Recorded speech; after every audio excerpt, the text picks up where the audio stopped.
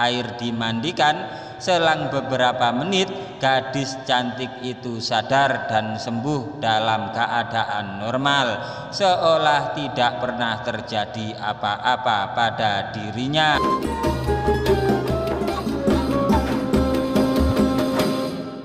Assalamualaikum warahmatullahi wabarakatuh. Alhamdulillah wassalatu wassalamu ala rasulillah, amma ba'du.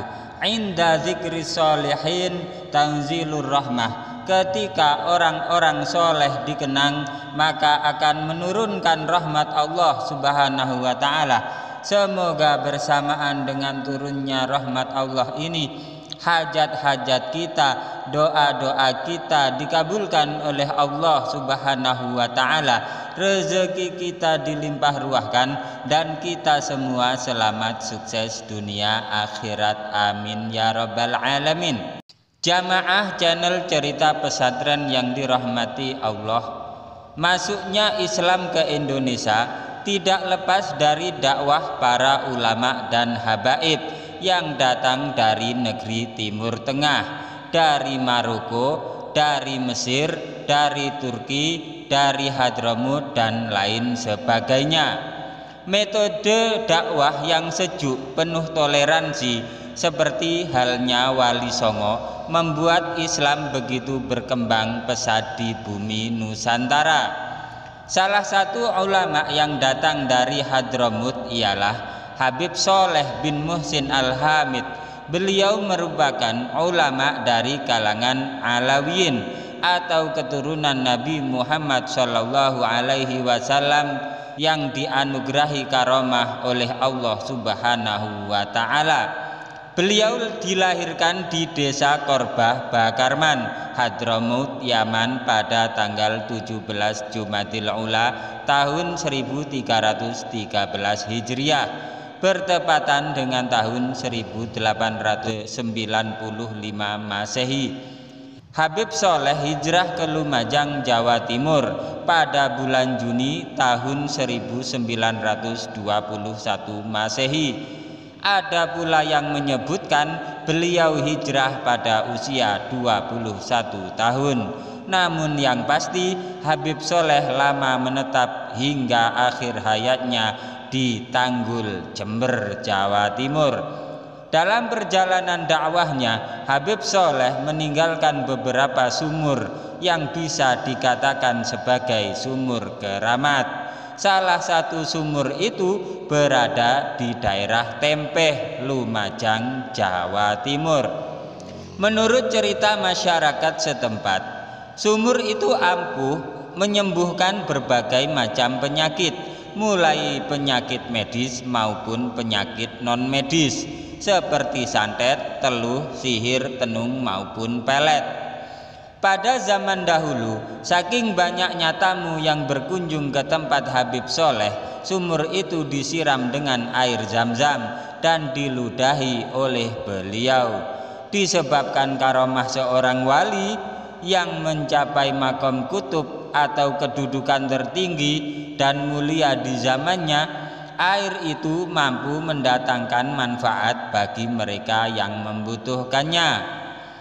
Jamaah channel Cerita Pesantren yang dirahmati Allah, suatu hari pernah ada seorang wanita berparas cantik yang banyak disukai pria hingga jadi rebutan. Ada seorang pria yang jatuh hati kepadanya, namun si wanita tersebut menolaknya mentah-mentah. Pria itu tetap memaksa untuk menikahinya, namun gadis itu bersikukuh menolaknya. Alhasil pria itu sakit hati dan pergi ke rumah dukun untuk mengguna-guna targetnya tadi. Singkat cerita, sang gadis seketika jelma menjadi orang tidak waras. Dia bahkan beberapa kali sampai keluar rumah tanpa busana akibat pengaruh guna-guna kiriman pria yang dulu menaksirnya. Keluarga wanita pun kebingungan karena sudah berobat kemana-mana, hasilnya tetap nihil. Seorang warga lalu memberitahu kepada keluarganya agar memandikan gadis itu di sumur keramat Habib Soleh Tanggul.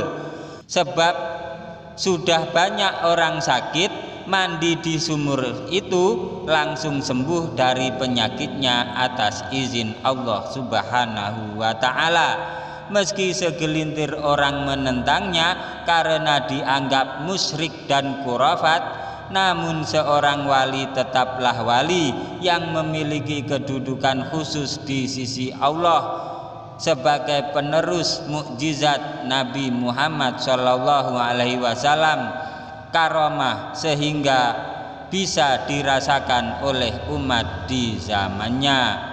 Akhirnya keluarga gadis itu pergi ke sumur Habib Soleh Tanggul di Tempeh Lumajang, Jawa Timur. Sesampainya di sumur itu, sebelum mandi, perwakilan keluarga bertawasul kepada Rasulullah SAW, Habib Abu Bakar bin Muhammad Assegaf Gresik dan Habib Soleh Tanggul. Setelah itu wanita tersebut dimandikan dengan cara menimba air dalam sumur. Ajaib, atas izin Allah, tidak lama beberapa gayungan air dimandikan. Selang beberapa menit, gadis cantik itu sadar dan sembuh dalam keadaan normal, seolah tidak pernah terjadi apa-apa pada dirinya. Peristiwa ini terjadi jauh setelah Habib Soleh bin Muhsin Al-Hamid wafat.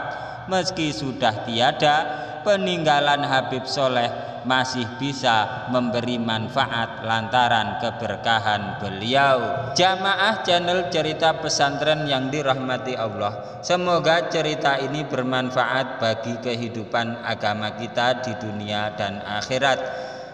Jangan lupa like, komen, subscribe, dan share, bagikan karena cerita ini sangat bermanfaat. Wabillahi taufiq wal hidayah waridha wal inayah. Wassalamualaikum warahmatullahi wabarakatuh.